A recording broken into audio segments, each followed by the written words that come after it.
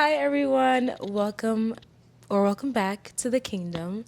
I'm here with Kareen today. Hi. And I'm your host, Karren Lovejoy. It's good to see you. Hi Kareen, welcome to the kingdom. Thank you so much for having me. I would love to have you introduce yourself, let the people know who you are, what you do for fun, and why we're here today. Which I can also go more into it. Okay, so I'm Kareen. I've been living in New York City for 13 years. My day job, I do PR and marketing for a beauty brand, and I've been working in that industry for 10 years. For fun, I do pottery actually. I've been doing that for 3 years. Wow. I'm giving a little bit of a break because I'm getting married and I just could not juggle all of my other little activities, but I'm also an aspiring jeweler. I think I want to have a second act in this lifetime. Like Yeah. corporate America is not for me. But I think I want to create jewelry. So I'm putting it out there. But that is pretty much it. Beyond that, I also boulder for fun too. Boulder. Yeah. Is that the climbing? It's rock climbing, yeah. Rock climbing. But it's indoors because Okay. I'm not crazy. Yeah. It's indoors and there's a mat because also I'm not going outside. I'm not traveling upstate to To be on the mountain. go in the outdoors. No, I'm not doing Right. that. No. But that's a very strong strength thing to do. Like I feel like I would steer away from it. What drew you to rock climbing? Okay, so there was a little part of me when I turned 30 that thought it would be embarrassing not to have any hobbies. And I thought, Interesting. I'm going to do something that's really outside of my element. I am very much so afraid of heights. I am. I'm afraid of heights. Okay. And I still am. Yeah. So if there's a climb that's super high up, I won't do it, actually. Or I'll attempt, but I won't send it, as they say. But a part of me wanted to just challenge myself to do something new outside of like Pilates and strength training.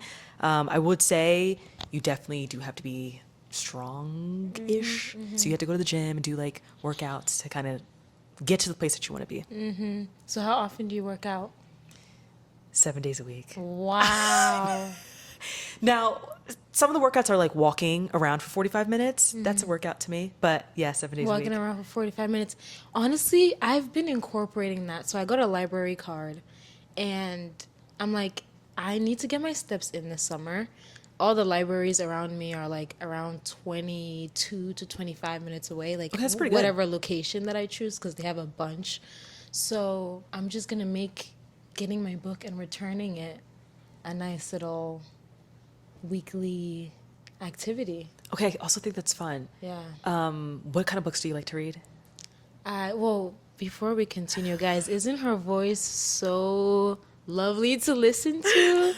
Like, yeah, we just told her that she sounds like she belongs on TV. It's like, I don't know. Stop. It's just natural. This is my voice. And it was something that I was very insecure about when I was younger because people would point it out that like, your voice is so deep. Oh my God, I can't help deep. that. That's not even what I like. That's not what I associate with your voice. Oh. I think it's like very melodic.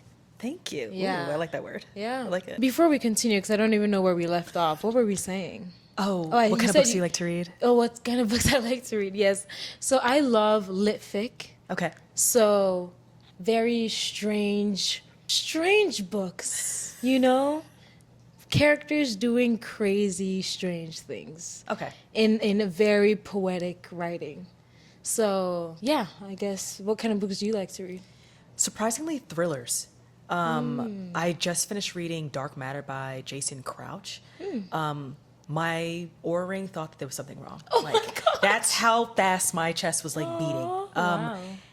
Yeah, like a little bit of a thriller, like a little mystery, and then romance, of course, because I love love. What kind of romance? I would say, what is that girl's name? Of course, I'm like forgetting her now, but if you go on Goodreads, she's the Is it number. Emily Henry? Yes, You thank like her you. books? I have probably read like 6 of her books. Oh, I I've been know. meaning to get into her. I started a book and I was really liking it, but I think I was reading it digitally and I didn't like that. So I wanted the real thing. I would say if you read 2 of her books, you've kind of read them all, if I'm being honest. That's funny. I love her, I do. Yeah. It is very much so the same. Like Okay. the main character wins, you know? Maybe there's like 1 or 2 books where they don't, but Yeah. they win. Okay. Nice. To introduce what we're here to talk about today, Kareen messaged me on Instagram and she was like, hey, I heard that you were talking about vaginismus on your TikTok live, right? Yep. And we also have a few mutuals in common. Would love to chat to you if you want someone to share their story. And I initially got very excited because I only know one other person who is named Karren, but is spelled Kareen. And sometimes people call her Kareen as well. And she also has sickle cell. So it was so funny because we like bonded over that, and then our names were identical. Like, and Yeah. then it was Karen, but hers was two E's and mine was two R's. So we felt like sisters in a way. And so when you messaged me, you were like, I have vaginismus. So I'm like, oh my gosh, like another Karen archetype or name trope that shares something deeply personal Yeah. and like equally as hard with. Yeah. So I definitely, thanks for reaching out. Of course. Yeah. I saw the TikTok live. It just came up organically, and I'm like, oh, I don't think that women kind of come forward to talk about these things because also it's deeply personal. Yeah. So it's validating to know that there are other women that kind of share, to your point, that share the same experience and kind of navigating the same thing. Yeah. It's also good to talk about because a lot of people don't seek treatment. They kind of suffer in silence. So I think that if anything, we do this episode, if anyone could take anything away, is like, if you feel that there's something off, go see your provider. Yeah. Really. Or, Yeah. you're not the only person. Like, Yeah, you're not alone. Yeah.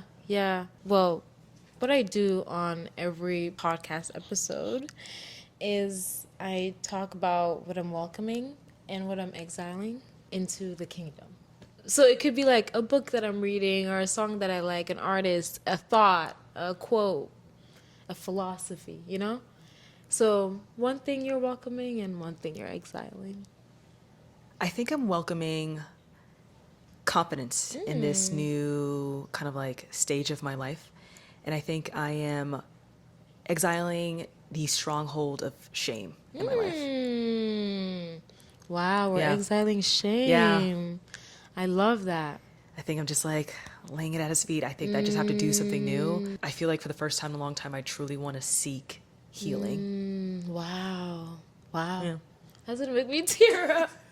Cause that's so real. That is so real. I think shame is like, it almost feels like the quickest destination. It does, Like you can yeah. get to shame faster than you can get to like empathy for yourself. Yep. So you just go to whatever is fastest, and you kind of don't question it. You just kind of sit in it for a little bit. You don't question why am I making myself feel this way? So yeah, I love that. And How then about you? exiling. Exiling. Oh, you did say exiling, exiling shame. shame. Yeah. Confidence, shame. I love that. For me, I think I'm welcoming honesty. Yeah. Yeah. Just being honest. Like, not only to myself, but to those around me, Yeah. because that's like what's better than dishonesty. So, honesty and just like openness, not being afraid to like say what I want to say. Yeah. And even in this podcast and just like in all areas of my life. And then exiling. What am I exiling? Unfortunately, I have to exile. I guess this hot and cold New York City weather can go. Oh yeah. I'm tired of it. It is Memorial Day weekend. I already packed away all of my like fall, winter transitional clothes. Yeah. I had to dig to find the shirt Oh my gosh. because all that's out is like tank tops. Yeah. I'm over it too. Yeah. It's gray and miserable today. I know. I was like, on the bright side, I guess it's like forces us to be indoors and really like rest, because I don't know. I do need the rest. But on the other hand, it would have been nice to be out and about. Oh my gosh, in a little sundress. Yeah. Yeah. And it looks like we were heading in that direction for a bit. Those 94-degree days. So yeah, that's what I'm exiling. Okay, great segment. And now we're going to dive into all things vaginismus, the body, purity culture, Yeah. what it has to do with that. And yeah, being in a relationship because you just recently got engaged. Yes. So how that even looks like in marriage. I know. Yeah. Yeah. Yeah. How will that look like in marriage? Yeah. Okay, so before I go into that, I have a small question because there was a point in time where I didn't like my name a lot, and I want to know if you ever experienced that. I did only because people were mispronouncing it, and every time I tried to Yeah, pronounce it correctly, yeah. they would still mispronounce it. And I get it because it's French. So my parents are from Haiti, and my name is originally pronounced, or I say original because Yeah. I have not gone by it really Yeah. in forever, but Kareen, Kareen. yes. Kareen. And it's like That's very phonetically, pretty. yeah, Kareen. And I think that's kind of hard for the typical Kareen. Yeah. non-francophone tongue. But I think in kindergarten, someone just called me Kareen and I just let it stick. So that is I say that's my American name. And then when Yeah. people meet my parents or my family and they don't say Kareen, they're like, what is that? What are they calling you? I'm like, oh, they're calling me by my government name. Yeah, my real name. That's my real name. My real name. Oh, I love that though. You know, Yeah. you can How count. about you, though? Oh yeah, I definitely didn't like my name. I mean, well, no. First, I loved it because in Ghana, there's a lot of Ghanaian Karens. The other Karen that I know is Ghanaian as well. So, and I actually know two other Karen. I actually know 3 or 4 Karens that are Ghanaian. So it's a very popular name. It was a very popular name growing up. I didn't have any problem with it, and then I moved to America. I moved to America when I was 11, and everyone just made it a big deal of how it's like such an old white woman name. It's a classic. So then they were like, "Oh, soccer mom," but that's all it ever was soccer mom, and I was like, I could do the soccer mom with the haircut, but then it started gaining a racial undertone. It and did. Quick. snowballed. Yeah. And it just is like exists in the permanent lexicon of the generation. So it's weird to deal with, but no, I like it now. Like I just say it whatever without shame. Whatever. That's my name. Who cares? Yeah. I'm sorry. Yeah, I don't know what to do about it. Kareen was just telling me that I want to say it the right way. Kareen. Kareen. Kareen. I might not be able to keep that up. And and Kareen is totally fine. Okay. Kareen was telling me that she has a sickle cell trait. Yeah. What do you experience with that? Actually, nothing. Okay, I don't think. yeah. The only thing is that obviously when they draw blood work, they might be like, oh, some of your cells are sickled. That's it. But I learned that when I was like maybe like 11, Okay. one random time. But it largely has no effect. I do know that they say be careful with high altitudes and again extreme weather and Yeah. physical exertion in extreme weather. That is it. Yeah, physical exertion in extreme weather. Because remember what happened with that UCF football player? This was like 2012, 2011. Oh, what happened? He dropped dead. He had didn't know sickle that he had sickle cell trait Oh my gosh. and was out practicing football and passed away, unfortunately. Yeah. Yeah. Yeah. Or even there was a football player on some football team. He doesn't go to Denver because of sickle cell trait. Right. So Right. My husband's family do an annual vacation to Mammoth, California, which Okay. is north of California in the mountains, and it's like at 8,000 feet.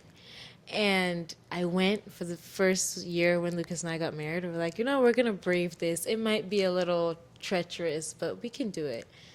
Had to come. It was a whole ordeal. no. Like, had to climb back down, spend a couple days down there readjusting. It was like every part of my body was signaling. Things were coming out of my mouth, my hair, my eyes. No Just way. kidding. Not my hair, but like literally just like a full body convulsion Oh, from no. this Okay. altitude. So yeah, I can see why they say that. Yeah. And why he would do that. Okay. Let's get into vaginismus. What was your first experience with it or first inkling that like, okay, something doesn't feel right? Yeah. So I knew something was wrong. I believe I was 18 years old. It was summertime.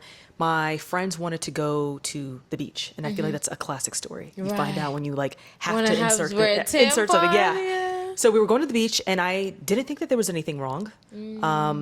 I have PCOS, so I don't get a period consistently. It was, comes, maybe once or twice, max 4 times a year. Yeah. And it was a summer that it came. My friend was like, here, just take a tampon and pop it up. And she said, it's so easy. I'm like, yeah. I'm going to do that. I'm going to go to the bathroom and I'm pop this baby up. Yeah.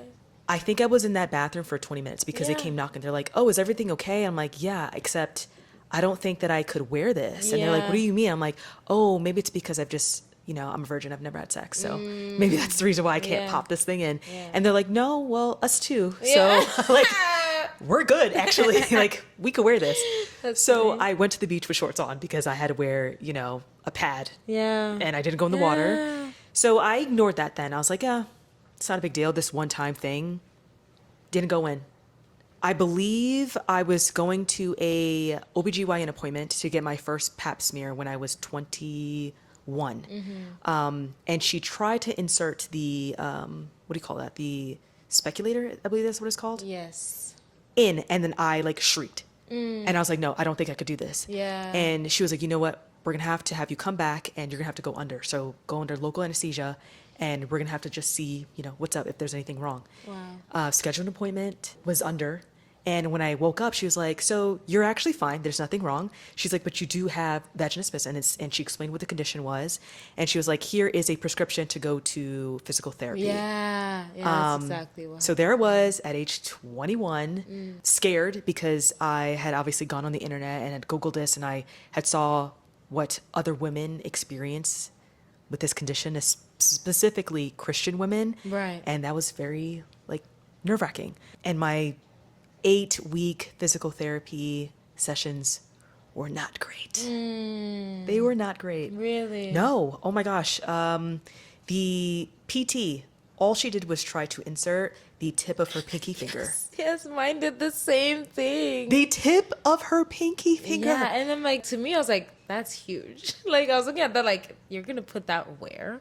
That's fat. And I'm already uncomfortable with the situation. Right, exactly. And now you're going to try to fit your finger in there. Yeah. I think for the first few sessions, she would just they pat around it just to get used to the sensation.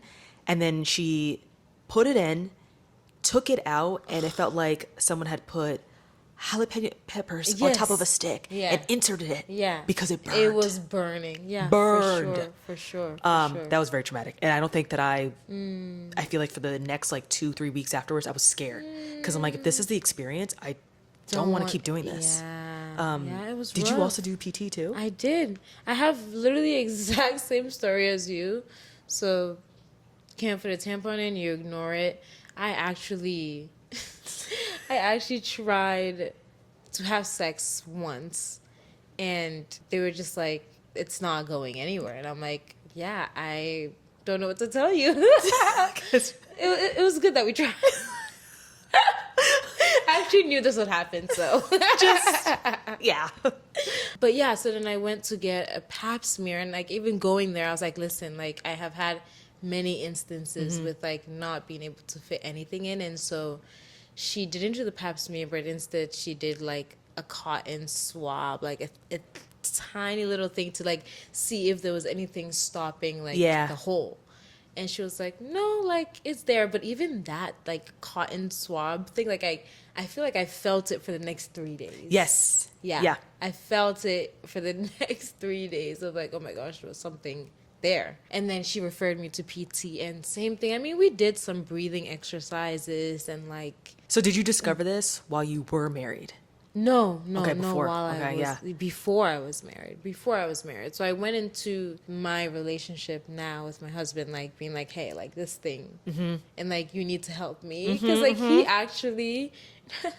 he actually helped me put my first dilator in, because I was like, I can't do this by myself. And the dilators are frightening because they're huge. Yeah. They gave me a tiny clear stick. Yeah. That was still too big. Yeah. But then the pink little dilator on a stick thing, and then it was like a set. Yes, the set. Yeah. That was rough. Yeah. So for those of you who don't know, if you have vaginismus, I guess we can also explain what it is. So vaginismus is the involuntary contraction of your vaginal muscles, Yes. I guess? Yep. Or your pelvic floor muscles, let me say that. When your brain perceives that there's penetration about to happen, Yep. your body just immediately goes, okay, let's lock it up. And it's strange because people think that, this happens to people that have not had sex, but women that have gone through pregnancy and they deliver vaginally, if you remember the pain of delivering, they sew you up. There's this a deep-seated fear of the pain. And so those women also suffer with vaginismus, women that have dealt with any type of like sexual assault as well, Right. or religious trauma. Yeah. And do you think yours was mainly religious trauma, or where do you think it came from? Oh, I denied it for so long. I denied it because I'm like, there's no way that God would allow this for me. I really thought so. I'm like, I don't know what I could have done to have deserved something like this. Yeah. But I'm like, there's no way this is religious trauma, because at the time I had a great relationship with Jesus. There was no reason for me to have even had this issue. I would say I did not grow up in purity culture directly. I think it was those that were around me that grew up in it and kind of like planted certain little seeds there. Like they would say little things. Yeah. But no, my Christian upbringing, I thought was solely my choice. So for example, like at the turn of 2028, so when the recession happened here, my parents stopped going to church because they worked 16 hours Saturdays and Sundays. And so church was always a choice for my siblings and I. Pursuing Christ was a choice. Unlike I know that some other people's experience, they were forced to go to church. Yeah. That was not my experience. We Yeah. willingly got up, took the little, took a car or like the bus that came around, and we where went to was church. this? I went to church in Florida. Florida. You Yeah. grew up in Florida. Yeah, grew Okay. up Baptist in Florida. Nice. And I, came to know Jesus at 16. Again, all my choice. So I didn't feel like there was truly any religious trauma. Right. But it was during my second bout of physical therapy. I was seeing a Orthodox Jewish woman, actually. She was like, my typical client that I typically receive are women from my community. And it's because we lack sex education. And so they suffer with vaginismus because they are afraid, essentially. And so, they go to her. Yeah. She was like, so what are you? I was like, oh, I'm Christian. She was like, okay, that makes a lot of sense. I'm like, no, No, it that's not doesn't. it. That's not the reason Wait, why this I have was it. the pelvic floor therapist? Yes. Wow. Yeah, the second one that I saw, because I had to do 2 rounds. Maybe like 2 years apart. But she was the one that said it. I'm like, I denied. I'm like, it can't be. Not me. I don't have religious trauma, actually. Yeah. Me and Jesus are like this. No, not over here. But I think I think with therapy, regular like talk therapy, I came to terms that it was somewhat of religious trauma that kind of caused this. Yeah.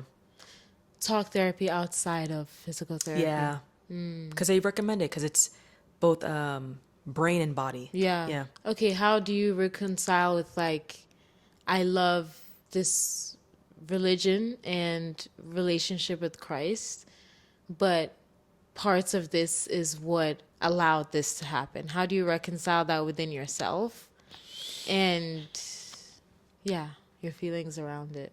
That's a really good question. I think I don't really like to use this word because I feel like it's kind of like a token word being tossed around. The deconstructing of ideas. I think I had to deconstruct sex. For the most part, we're taught, sex is for the confines of marriage. Understood, that's pretty clear. But it is the conversations around sex that I didn't realize that were so negative, essentially. It's the conversations of like, oh, if you've had sex, that means that there's like a gulf between you and God now. Like, you're unclean, you're impure, you're this, you're that, like you're a flower, now it's crushed up and you can never be a perfect flower once it's crushed. It's those conversations that I had to like deconstruct because that's not true. Yeah. It's not true. No. That's not even scripturally accurate. Rhetoric. Like, it is terrible rhetoric, but people are Yeah. out here saying it. So essentially, I felt like we were taught that, saving sex for marriage, like I was being obedient with my body towards God. And again, I'm not saying that rhetoric is incorrect. It's not. There's scripture to support. But again, it's how people are delivering those messages that, were widely affecting me. And I didn't know that's what was happening. Yeah. Yeah. For me too, it was that growing up in a Christian household Yeah. where your body is not even talked about At all. unless it's within the conversations of this thing that you should stay away from. Yep. And so I grew up not having a relationship to my body. I didn't really look at it, touch it, know it, or just didn't feel like it really belonged to me. Yeah. Felt like it just belonged to my future husband. It's not really mine to discover. It's somebody else's. So I don't even think I like looked at my vagina.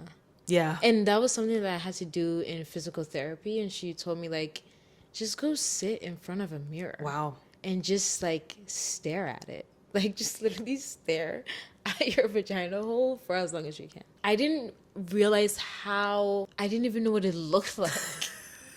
You know what I mean? So it's like, I'm scared of this thing that I've never even looked at, seen, but then also I was sexually abused. Yeah. So that like plays a part into this, like, I have guilt and shame from being like a child. You know what I mean? Yeah.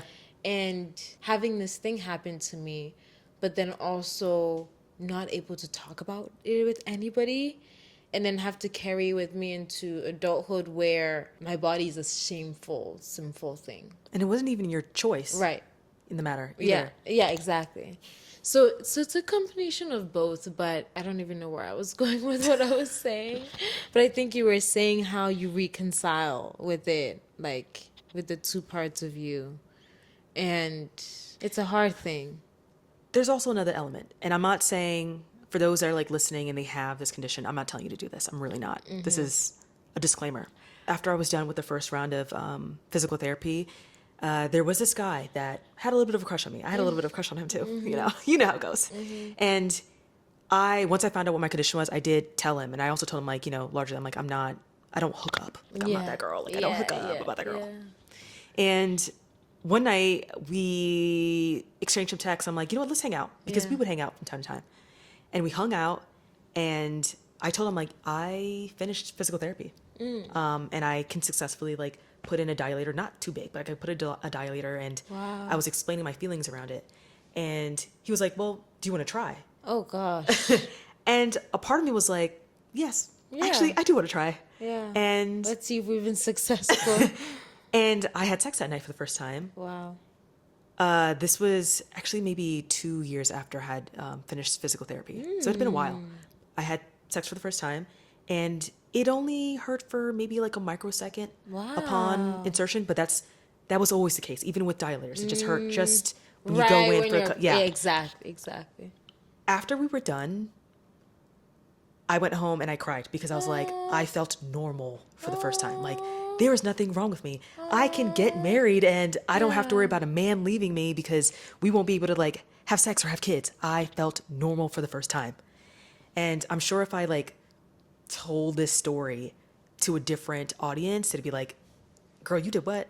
But did I feel any shame or guilt after that action? I didn't. I didn't. I'm sorry. Yeah. I have to be honest about it. I didn't, because a part of me was like, that fear that I had all along, I'm like, I can do this actually. Yeah. And that was it. We never hooked up afterwards. We just remained friends. But he's a big part of my story because I feel like without that encounter, I don't know what it would have been like now as I'm entering marriage. Right. But yeah, there was that interaction that kind of like changed everything for me. Yeah. And so you think that you kind of ended physical therapy being like, it ended with dilators? It ended with dilators, yeah. When was that introduced? Like the second round of physical therapy? They had given it to me right away during my first round. I think Yeah. it was midway through. She was like, I need you to go home with these and practice them. So I believe it was 8 weeks. So the first month, it was just finger. Then it was like a small clear stick. And then towards the end, we practiced with dilators. But dilators were specifically for home. And I could only do like the second biggest size, which is not that big. Yeah, I know. Not big at all. I know. Like a tampon size, basically. Yeah. Dilators are like a set of, it could be plastic, it could be silicone. I guess they're shaped like penis. No, they're not shaped like penis. But like, they're shaped like something that you could insert into your vagina. But it's not, I wouldn't even say that it was even meant for pleasure at all. No, like it's not like something you go see in a sex shop. It's very medical. Yeah. Very. It does not look fun in any way. At all. Actually. So when you have vaginismus, they will recommend dilators. And I remember, I think I was on the dilator Reddit or just vaginismus Reddit. But like talking and thinking about these dilators for maybe like 6 months before I got them. Because I started physical therapy. Then COVID happened right like after like my third session. because my physical therapist was right next to my campus. So they're like, okay, you guys go home. And then all of a sudden, I was an hour and a half away from my physical therapist's office. And they were also weren't seeing any patients in person because of COVID. We didn't know what it was going to do. We didn't know what, everything was shut down. So it turned to telehealth. And she was like, there's not much I can do over telehealth. So just get the dilators. And so quickly ended therapy. Honestly, maybe like 4 sessions. And then I mold over these dilators because they seem like the hardest thing in the world. And it's a range of sizes. So it starts from the smallest to the biggest. And there's usually like 6 sizes, 6 or 5. And even the smallest size seems like my brain at that time couldn't even wrap my head around how that would work. At all. And I think that's the biggest mind trip is like now being able to have sex successfully. Like the fact that back then I couldn't even think of anything entering. It didn't make sense to me. I didn't understand how. The mechanics weren't right. The math wasn't mathing. I was just like, how does that work? And I don't want to know if that was your experience as well. I did not do physical therapy right the first time. And I kind of like, I'm not saying I refused to do it. It was so painful at home. Yeah. And also wasn't fun. Yeah, it's not. Like, I have to get the lube. We got to put the lube on. And then I have to self-insert. You can stop yourself for doing things. Yes. Whereas like the physical therapist, I'm not saying they would ram it, but like it was a methodical, like slow, gentle push in, and she's controlling it. And I think that when you're controlling yourself, you can be like, I want to stop now. Like this is so uncomfortable for me. I'm done. Yeah. And I think that's what I was doing. Exactly. And so I wasn't as successful the first time around with the dilators because I'm like, this is not an experience I didn't want to have. Yeah. Also, it was like a mind thing. I'm like, I can't believe this is happening to me. I can't believe I have to deal with this. All these other girls, all my other friends are like, none of them have to deal with this. Yeah, But also, yeah, no for one knew sure. I had this. Yeah. Oh, I took this. I was gonna take this to the grave. Yeah. No one knew I had it. Yeah. But I wanted to feel regular, and I didn't feel like this experience was allowing me to do that. It wasn't allowing me to be great. Yeah. It was stopping your bag. Yeah, it was. What? Yeah. I can't feel be like that. it was a lot. Yeah. Yeah. And were you someone who was always like, I'm going to save myself for marriage, or you did not care? Yes, both. More so on the side of like, I'm going to save myself for marriage. Sure. Granted, I thought I was going to get married at 25. You know, I'm from the South. Everyone gets young. That's when saving feels like nothing. Yeah. Like, of course. How like, old are you now? For I'm the 32. audience? 32. Yeah. So, of course, it was very easy for me to say, like, yeah, I'm saving myself for marriage. Yeah. And I felt like I wanted to honor God by doing that, and honor my husband by doing the same thing. But then you quickly realize that the men are not doing that. But that's another conversation. That is another conversation. They're not doing that, guys. They're not. They all got all these stories, and then they lots. found Jesus, and and it all washes away. yeah, and then they're good now. I guess they got no shame. But, yeah. Yeah. But I would say in between. So I did physical therapy. There were 2 years. Then I had hooked up with that guy. And then there was 1 year. And then I was dating someone. And we dated for just short under 2 years. Okay. This journey of my Christian walk was a little murky. I'm just going to throw that out there. It was a little murky. This man was not Christian. Yeah. Okay. He claimed that he was interested. He was not.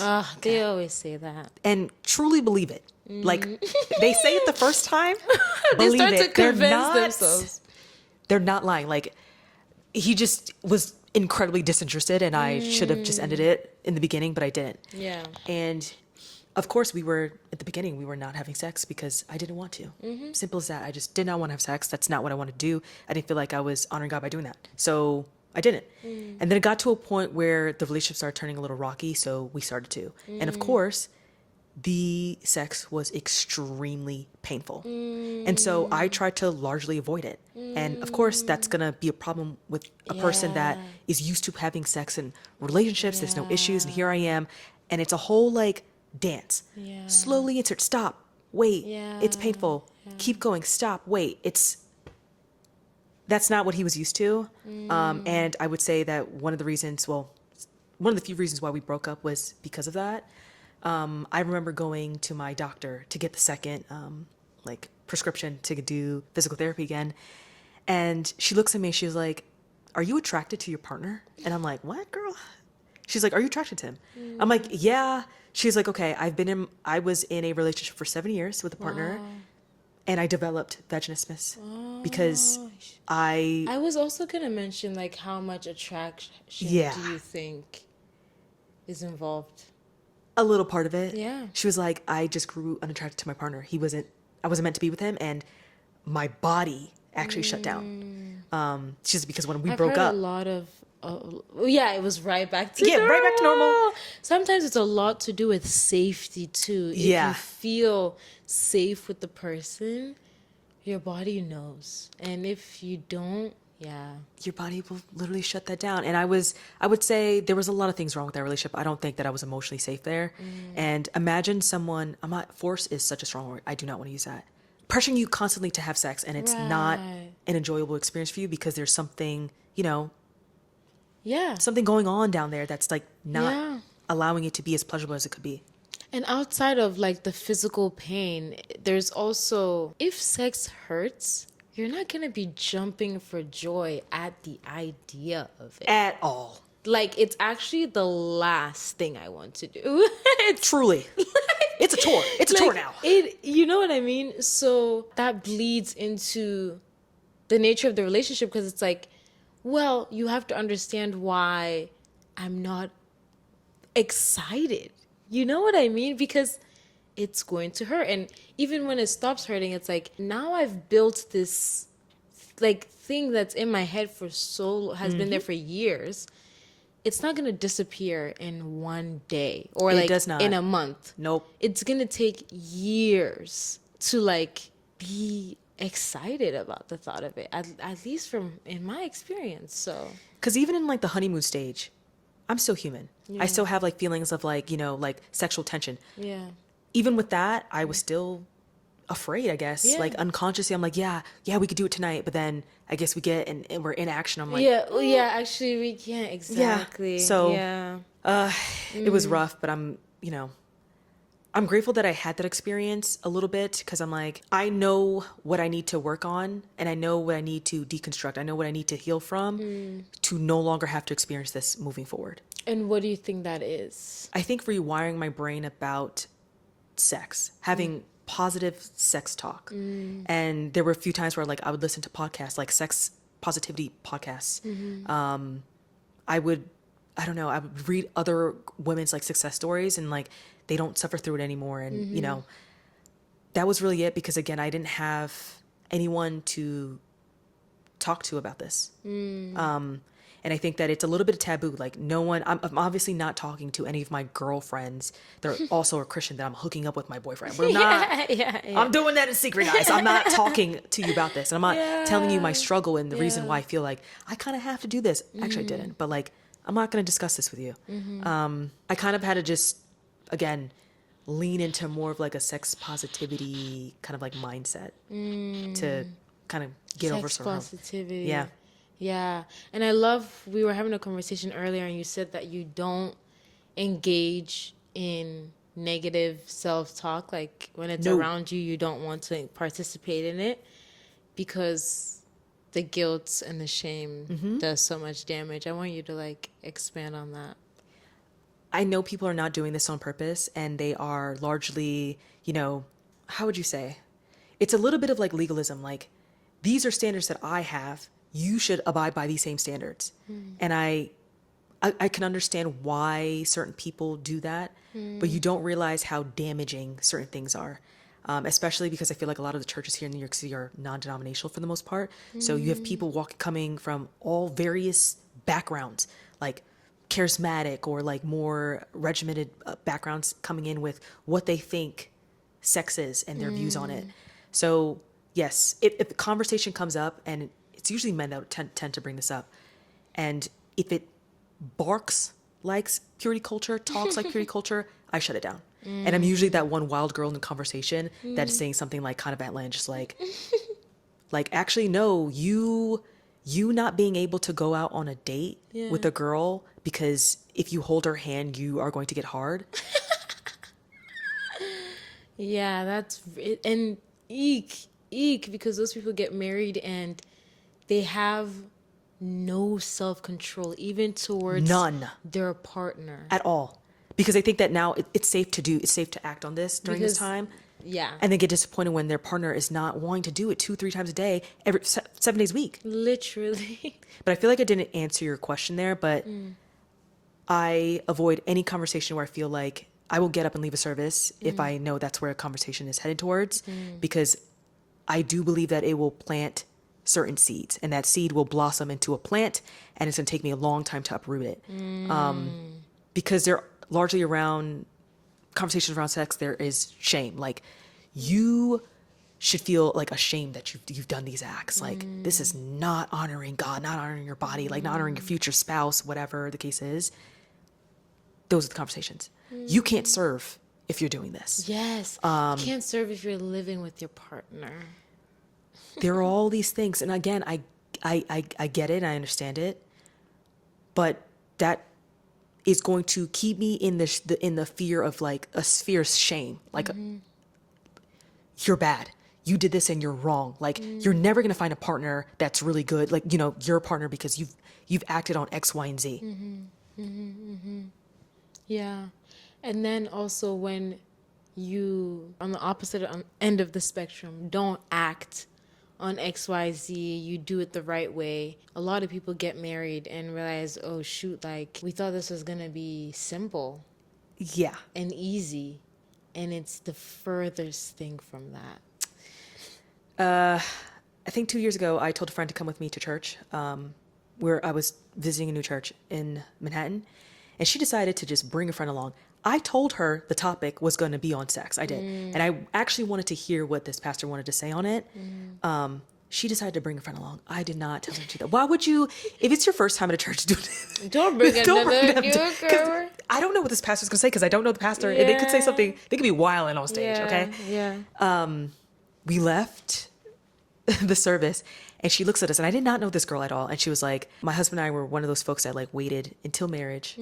And she was like, you don't know how much we suffered. And I did not push on it, and I don't want to explain this girl's story because she didn't go into details, and I did not want to push her on that because Yeah. I'm a stranger. But that's the kind of stuff that could happen. Yeah. Like, they probably both thought they were, again, honoring God by doing this, and then Yeah. here they are struggling in the bedroom. And I know people are gonna be like, well, that's the enemy trying to keep people apart. Yes, maybe. But Yeah. also, it's the way that we have There's conversations some about things, it. yeah, there's some things that we kind of need to know and Yeah. and talk about like, as much as we can say, yeah, sex isn't important in that, like, you should be able to marry your God ordained spouse and not care about the sex with them. Sex is a big thing in marriage that like cannot just be pushed under the rug. No. And then like be like, oh, we'll figure it out. So I guess for me it's like, okay, is there room for saving yourself to a marriage, but then also being able to like understand your body and like navigate and like, can those two coexist? Unfortunately, I feel like in this culture, no. There's a girl right now on TikTok. She's quite popular. She's on a journey of like not wanting to masturbate. Oh yes, You know what I'm is, talking about, is yeah. her name Veronica? Yes. Okay. Like, you see, like Yeah. there are different spheres.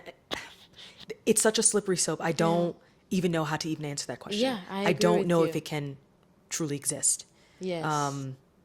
Maybe in this westernized society, I don't know. And I don't have an answer for that. Yeah, I don't know if I'm equipped to answer that, to be honest. Honestly, very, very fair. Like, It's very fair because I don't know the answer myself. I want to say, yeah, save yourself for marriage. It's like one of the most rewarding things you can do.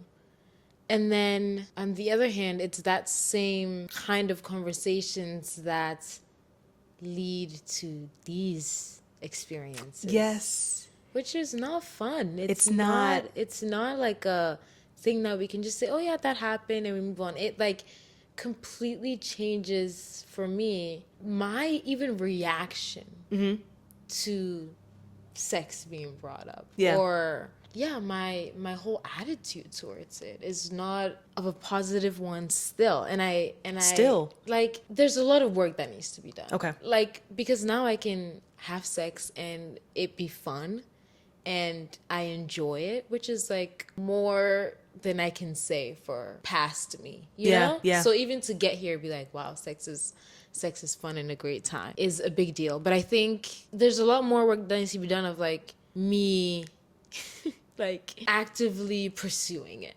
You know? Oh yeah. You I can see know that. I can see what I that. I mean? can see that. Because it's still there. That little, it's still there. Yeah, exactly. So it's just like I recognize that okay, like there's still some work that needs to be done in like how my body even reacts to like initiation. I guess my question for you is, and this is something that I have been thinking about as I'm getting married this year, and my partner and I have not, we're saving ourselves for marriage, but I have these conversations with my therapist, and he's like, Kareen, there's a chance that you guys will have sex and it could be painful. Like, you could be saving and doing things the right way, Yeah. but it could still be an issue. Was that something similar that you kind of experienced? Yeah, I think I mean for me I hadn't had sex before Okay. at all still till I got married. So it was definitely like we tried for the first time and we're like, maybe let's revisit this. Yeah. And so it took some time. Like some days it would hurt just right upon entry, like Yeah, you said. it's an upon entry kind of thing. Yeah, I don't it know. really was just upon entry. Now it doesn't even hurt upon entry, which is really nice. Okay. Yeah, like Okay, that's progress. I know, right? So much progress. But yeah, first it was just like this like burning sensation. And then boom, everything's fine like in like 3 seconds. So yeah, there was some pain and there was some like, okay, we need to really slow this down. And we would need to really be as patient as possible with ourselves and with each other. Yeah. Because he's also experiencing this as well. As much as it is my cross to carry, he's also for the first time navigating being with a woman with vaginismus. Yeah, that's true. So he's also like, oh, is this good? Is this bad? Like how, so a lot of communication and a lot of like patience. Okay, yeah. Yeah, just being patient with like the rhythm, the frequency, the how long it takes, like also giving yourself grace if there are some moments where we just kind of have to like, yeah, let's try again another day. That's honest. Yeah. Yeah. So, yeah. Well, like it makes me happy and also gives me hope too. Because, clearly you guys have been married for a couple of years now. So if you are having sometimes, or I don't know if it's all the time now, no pain upon entry, that gives me hope that like that's going to be my story too. And that I'm going to get to the other side of this. And it's maybe it could be true too that it feels hard right now because in the back of my mind, and there's like this phrase that I heard that I wrote down, repent while you still have conviction. I think like because there's conviction, like, oh, you really ought not to be doing this. Like you might be getting hurt by this person. Like this person actually has no interest in like pursuing you further than what this is, like marriage or a relationship. So maybe you shouldn't do that. I'm like, maybe because I'm going to be in a different sphere, it will be different. Yeah, exactly. For sure. I think once there was also no shame about sex, definitely significantly improved. Yeah, marriage helped it for sure because you're like, okay, now like this is somebody that I'm spending the rest of my life with. I'm willing to. This is the closest anybody can get to me. So, yeah, it definitely took some of that like burden away for sure. Because if you're thinking in the back of your head, I shouldn't be doing this. It's gonna be like, I'm gonna show you. You really can't be doing this for real. Like, you really can't. Yeah. And I always used to think like, oh, like God just like saved me from marriage, right? Like by His own power, because I wouldn't have done it. There was an inkling too. I had that a little bit too. Yeah. Because you try to justify things. Like, you try to make justify sense this, like, in your head. Yeah. Yeah, and then you try to be like, okay, maybe there was a reason why this had to happen. But honestly, I think a lot of things that I go through them to like help people who have gone. Like I always see it as like, oh, okay, now I can like relate to somebody else who's also going through this. So I think the number one thing I want people to take away is like, it is possible to have pain-free intercourse. Yeah. I really needed to hear that because back then I didn't think it was possible. I thought it was completely impossible and I couldn't fathom it ever happening. Yeah. And so just to give you hope, if you're listening, that it is possible, you are capable of doing it, your body is capable of doing it, and you just have to remind yourself that a lot. Is there anything that you did like outside of physical therapy, like personally, to kind of build that like mind to muscle connection of like, because it is a mind to muscle thing. So I think it's important to cultivate a community around positive sex talk. So if it's you and your friends, creating a safe space to talk about it, because I'm sure there's someone out here listening and they've never had sex before. Yeah. And they are waiting to marriage, and you don't think this could possibly happen to you because maybe you can wear a tampon. Because I'm not just saying that, that's just our experience that we've had. But sometimes when you're on that bed and you're in that action, you freeze up. yeah. Because I think that what you hear is your first time is going to hurt. Yeah, it's gonna hurt. Actually, it actually might not hurt. It Yeah. actually could be really fun. Like Yeah. you might actually orgasm the first time. Yeah. How about we start saying that? Like reframing everything. If your friend is coming to you to confess, maybe I don't know, they stumbled and they hooked up with someone. Okay, allow them to do that. Yeah. But your follow-up response should not be immediately negative. Yeah. Because I think that also that too, a little seed could be planted, and next thing you know, slippery slope, you have vaginismus because you're afraid. Like you were shamed to the point where you feel like now I have to like guard my body. I think that's all I really want women, specifically Christian women, to do. Start talking.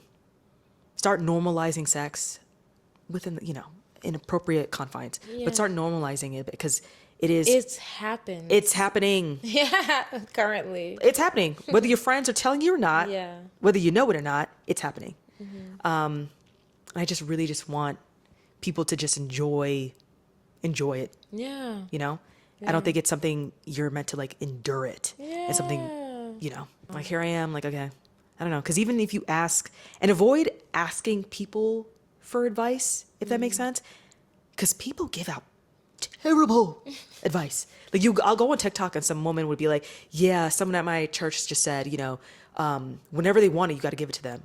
Actually, you have a choice as well. You could say, I'm actually not in the mood right now, but we could create the mood later tonight. Yeah. You don't just have to endure sex. Like it's not something, he doesn't own you. So yeah, just be careful about who you And have there's these this, conversations like, around. Bible verse that they use to back it up, like, oh, the husband owns the wife's body, and I'm like, Girl, what? Like, why would you even want to say that? Like, to your own wife, someone that's supposed to be your partner. So, yeah. the slick comment, especially around women like getting married, like on the wedding night, oh no, what's gonna happen tonight? Enough. Enough. Yeah, Don't make it weird and hot. We all know what's going on. You don't have to say it though. Yeah, like you don't. people will say it. Why? Or the ones that are like, oh, it's like, it's the wedding night, and then the husband's like dragging them onto the bed, and they're like trying to fight it. Those TikToks give me the ick. Oh, that gives me the ick. It's making my skin crawl just thinking about it. Yeah, But because I think everybody has a unique relationship to it. So it's not going to look cookie cutter and like everything is perfect. And I think for me, outside of physical therapy, I really had to start doing a lot of like working out, like stretching my body, pelvic floor exercises, a lot of yoga. And it's like, I know yoga is like, oh, don't do yoga because you're a Christian, but it's like, no, I actually need to. that's a conversation. Oh, that is a conversation. I did not know that. Yeah, yoga is heavily frowned upon in the Christian community because of like, I guess who they are yogaing to. I don't know, whoever they are namasteing to. But I'm not trying to do all that. I really just want to stretch my hips and really put myself in like weird positions that is going to promote flexibility. Yes. So I really want to encourage you to like try dancing. Take a pole dancing class. Take yoga. Do stretches. Really like feel your body and become in tune with it. That really helped me. Yeah. Yeah. Okay. So how did you bridge the conversation to your fiance?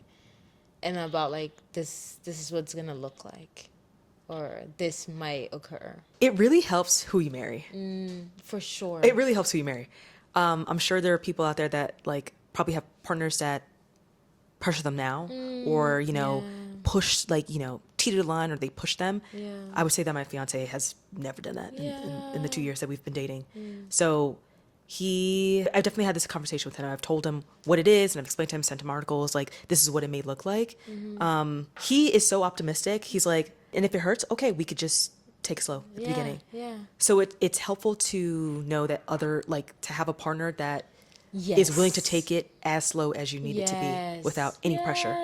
Yes. Like, actually, I'm expecting things to be X, Y, and Z. Yeah. No, he's like, all right. Yeah. Like, truly, because it's a two-person thing here. Yeah. So it's no more about anyone's needs more, but it's like, what do we need together as a couple? So yeah, like you're saying, patience and understanding and Goes a long way. yeah, that's why, because it really hurts my heart when I read the Reddit threads and they're like, yeah, my boyfriend is like gonna leave me, or like he's just like, he doesn't, he basically wants it and he's like upset. Like, oh, there cannot be any anger towards you in this whole process. I would tell women, if you do have this, do not go in the Reddit threads. Do not search the blogs. Yeah. Because largely the experiences are going to be negative, but that might not be your story. Yeah. You might actually have a really patient, understanding husband, to Karen's point. Like, he might work with you. I feel like the first story I ever read, a woman, for some reason, they never actually successfully ever had sex. And the other reason why she got pregnant was through splashing. Oh my I don't know. gosh. Wow. And she had a kid, but even afterwards she had the kid, he ended up leaving her. That is not a story that I want to identify with. Like, I'm sure she also did not get into that marriage thinking that this was going to happen to her, but avoid the stories. I mean, seek the what best dilators to use. Yes. Yeah. That's the type of advice you should stick to, but yeah. limit the amount of stories you read, because I don't want you to feel like that's going to be your truth. Because again, it's another little seed planted, and like, no one's ever going to want me. No one's ever going to want to marry me. Like, because I have this. Yeah, no. and it makes it worse. That's good advice. Yeah. You've already given some advice, but what would you go back and tell you 21 years old who's just now like about to embark on this journey of like figuring things out? I would tell myself to be a bit more patient. And I think this is going to be advice that's like kind of applicable, but I think that we kind of want to get to the end result of the story or the purpose that God has given us, right? We kind of want to see the end. We don't want to like go through the murky middles, whatever. And I feel like at times I was trying to speed up certain like timelines because I was so worried. If I knew now the person I was going to marry now, I would have been a little bit more patient. I would have been a little bit more gentle with myself. So my advice would be to really give yourself grace. Be a little bit more gentle with the way that you talk about yourself and your body. It may take time, but you're not like stuck here. There are so many like solutions. But yeah, that's largely what I would say to my 21-year-old self. Like, it is not the end. Like, at the time I'm like, I can't believe this. It feels no one like wants the me. No one's going end. to want me.